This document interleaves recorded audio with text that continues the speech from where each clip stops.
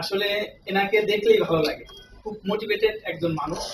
কারণ ইনি আমাদের সর্বপ্রথম একজন ব্যক্তি যার কারণে মানে এই হলো একটা ইতিহাস হবে ইনফ্লুয়েন্স লিমিটেড, যে একদম শুরু থেকে আমাদের অফিস সকাল 6টা বাজে খুলতো, রাত 12টা বাজে সে নিজে বন্ধ করতো, একটা বছর একদম প্রতিদিন। কোন মানে দুই একদিন যদি গ্রামে যাইতো সেক্ষেত্রে হলো ছিল কি, হয়তো আমাদের অফিসিয়াল সিস্টেম 7টায় খুলতো, 9টায় বন্ধ করতো, এটা হলো আমাদের পিয়ন। আর স্যার যেদিন ঢাকায় থাকতো সেই দিন অফিস খুলতো কয়টায়? 6টায়, বন্ধ করতো 11টা 12টা 1টা বাজেও গেছে। অনেক সময় কমপ্লেন করতো আমাদের যে দারোয়ানরা আছে আমার কাছে, আমি বলছি যে তাকে কিছু বলা যাবে না, সে আমাদের সিনিয়র স্যার। হ্যাঁ, এইভাবে আমরা আটকে রাখতাম।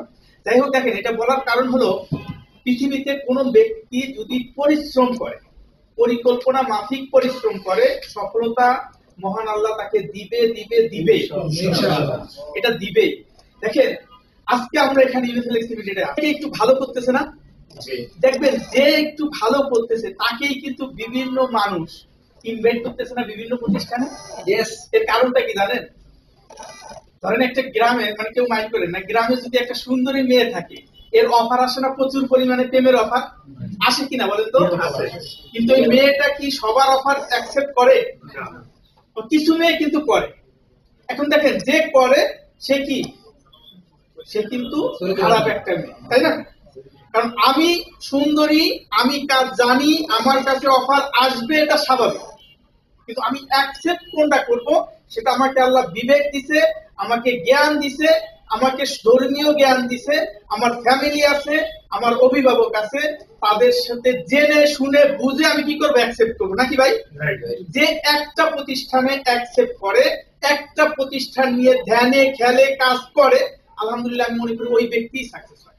পৃথিবীতে এমন কোন ব্যক্তি নাই একসাথে দুইটা প্রতিষ্ঠানে কাজ করে সাকসেস হয়েছে, এমন যদি নদীর একটা দেখাইতে পারেন আমি ইউনিফ্লেক্স ছেড়ে দিব। হ্যাঁ, একটা প্রতিষ্ঠানে দাঁড়াইয়া একটা প্রতিষ্ঠান থেকে সাকসেস হওয়ার পরে গ্রুপ অফ কোম্পানির মালিক হয়ে গেছে, এমন নদীর অভাব নাই, তাই না ভাই? দেখেন আপনাদেরকে যখনই কেউ অফার দেয়, আর ভাই আমাদের এই ইউনিফ্লেক্স লিমিটেডের অফিসে বসিয়ে দিচ্ছে, আমার কাছে কমপ্লেইন আসতেছে, ইউনিফ্লেক্স এর কাস্টমারের টাকায় চা খাচ্ছে, কাস্টমারের টাকায় এসির ঠান্ডা বাতাস খাইতেছে, আমার কর্মীকে কি করছে, অন্য একটা প্রতিষ্ঠানের অফার দিচ্ছে। ভাই এটা কি আপনি মনে হয় এটা কি মানুষের মধ্যে করে? কিভাবে করে বলেন একটা মানুষ? আমরা যখন আল্লাহ তাআলা কি বলছে যে শয়তান থেকে দূরে থাকার জন্য আমাদের কি করতে হবে, সব সময় সতর্ক থাকতে হবে, তাই না? সব সময় আউযু বিল্লাহ করতে হবে, লা হাওলা ওয়ালা কুওয়াতা ইল্লা বিল্লাহ করে শয়তান থেকে দূরে থাকতে হবে।